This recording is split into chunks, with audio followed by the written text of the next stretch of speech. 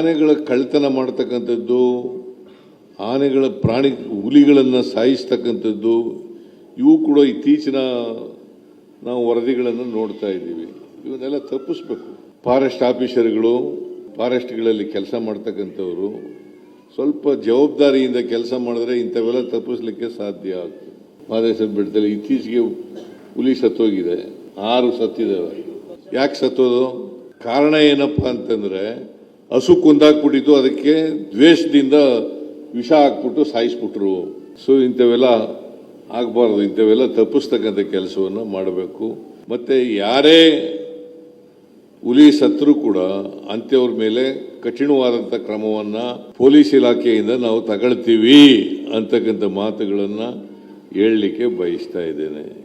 ಅವ್ರು ಯಾರೇ ಆಗಿರಲಿ, ಎಷ್ಟೇ ದೊಡ್ಡವರಾಗಿರಲಿ, ಮತ್ತೆ ಕಾರಣ ಇಲ್ಲದೇನೆ ಯಾವುದು ವನ್ಯ ಪ್ರಾಣಿಗಳನ್ನು ಕೊಲ್ಲಬಾರದಲ್ಲ, ಕೊಂದಾಗ್ತಕ್ಕಂಥ ಕೆಲಸ ಮಾಡ್ತಾರೆ. ಅಂಥವ್ರ ಮೇಲೆ ಕಠಿಣವಾದಂಥ ಕ್ರಮಗಳನ್ನು ತಗೋಬೇಕು. ಅದು ಬೇರೆಯವ್ರಿಗೆ ಭಯ, ಹೆದರಿಕೆ ಬರ್ತಕ್ಕಂಥ ರೀತಿಯಲ್ಲಿ ಕೆಲಸ ಆಗಬೇಕು. ಸೊ ಅದು ಮಾಡ್ತಕ್ಕಂಥದ್ದು.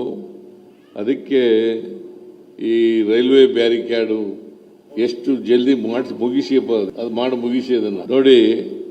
ನಮ್ಮಲ್ಲಿ ಎಷ್ಟು 40,678.23 ಚದರ ಕಿಲೋಮೀಟರ್ ಅರಣ್ಯ ಪ್ರದೇಶ ಇದೆ.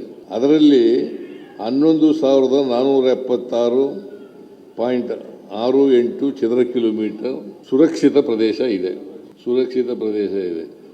ಬರೀ ಸುರಕ್ಷಿತ ಪ್ರದೇಶ ಇದೆ, ನಮಗೆ ಹೇಳ್ಕೊಂಡ್ರೂ ಪ್ರಯೋಜನ ಆಗೋದಿಲ್ಲ. ಪ್ರಾಣಿಗಳು ಸುರಕ್ಷಿತವಾಗಿರಬೇಕು, ಕಾಡು ಅಭಿವೃದ್ಧಿ ಆಗಬೇಕು.